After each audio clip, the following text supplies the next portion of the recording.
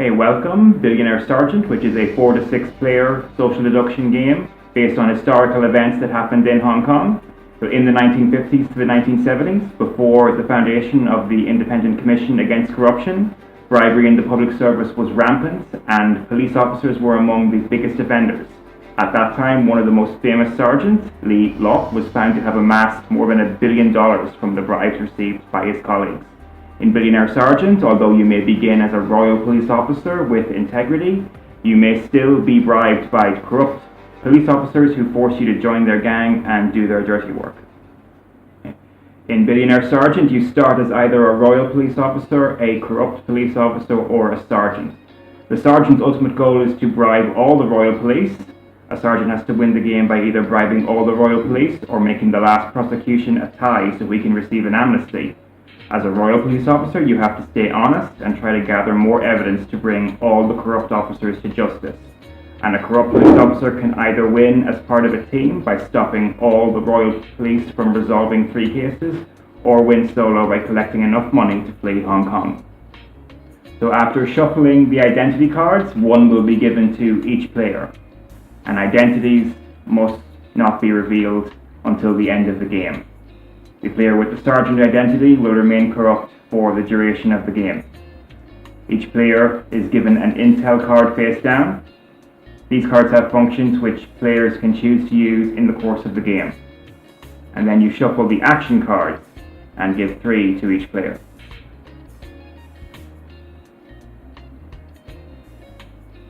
Each player is then given a duty card, which is not allocated according to their identities.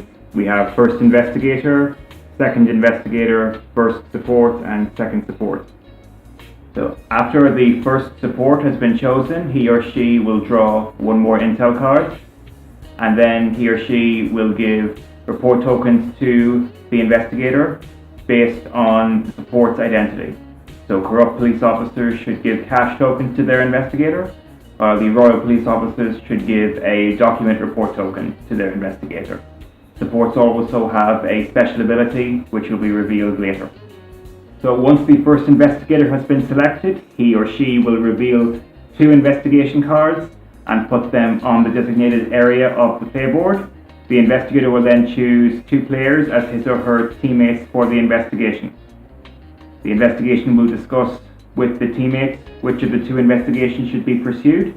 The investigator will make the final decision, and the second investigation card, which will not be pursued, will be discarded. The investigator will draw 2 action cards and will choose one of his teammates, the one he trusts, to pass the new action cards to. The teammate must swap one of the new action cards with one of the action cards in hand, but at no time should a player have more than 3 action cards. The newly drawn cards are then passed to the second teammate, who must also swap one. And then they are passed back to the investigator, who will perform the final swap of the investigation.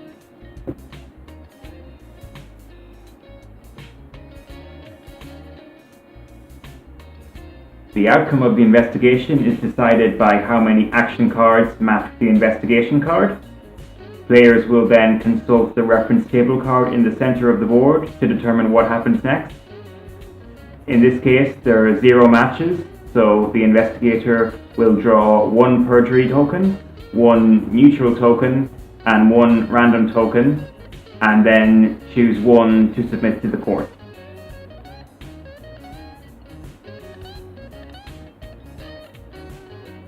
The result on the reference table card will also determine whether the investigator will receive report tokens from other players or whether he will give report tokens to other players.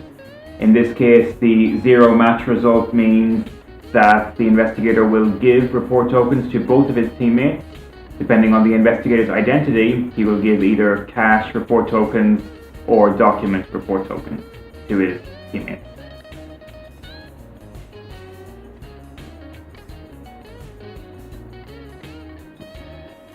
So the result on the reference table card will also determine the police performance rating. In this case, the 0 match result means that the police performance rating goes to -2.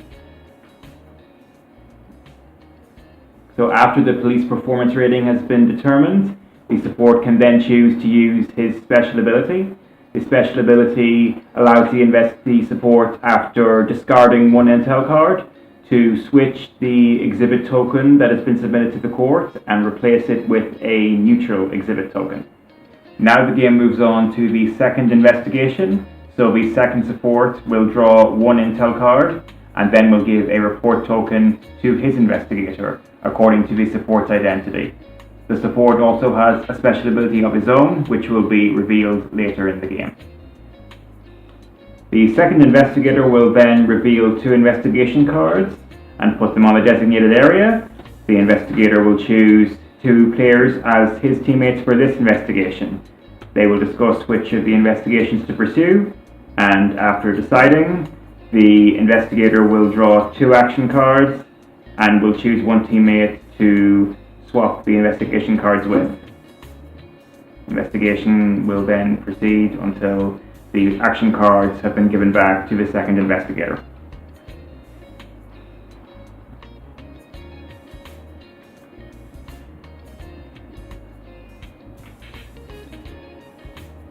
We can now check the outcome of this investigation. In this case, there were two matches, and that means the second investigator will draw one evidence exhibit token and two random exhibit tokens and choose one to submit to the court.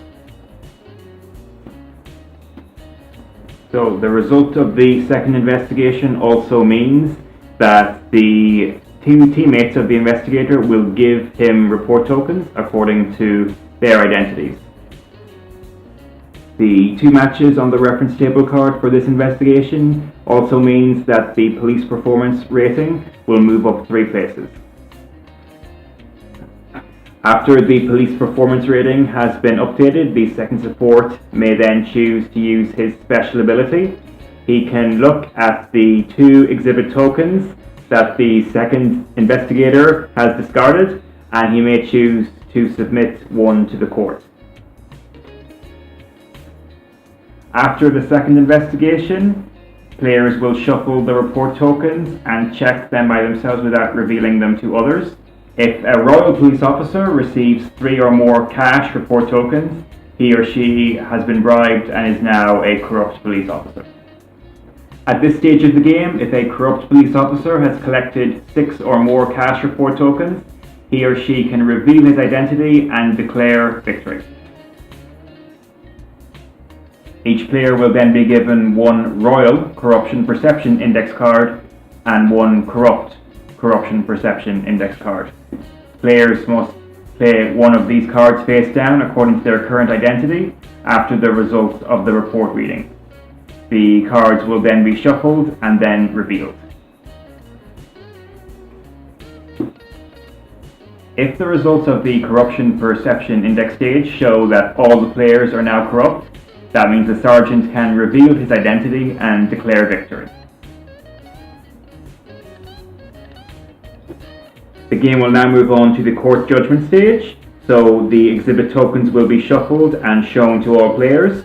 In this case, the number of evidence exhibit tokens is more than the number of perjury exhibit tokens, which means that the Royal Police officers have won this case.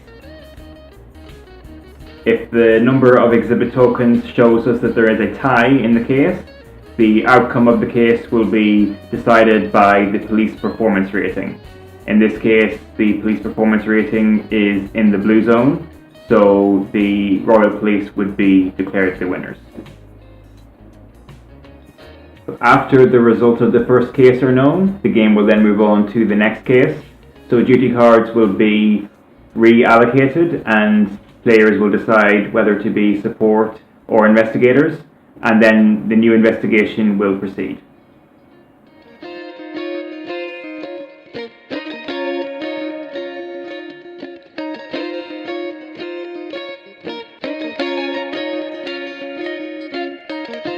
We have come to the end of the fourth case, and the Royal Police have won 3 cases, meaning that the Royal Police are the overall winners of the game.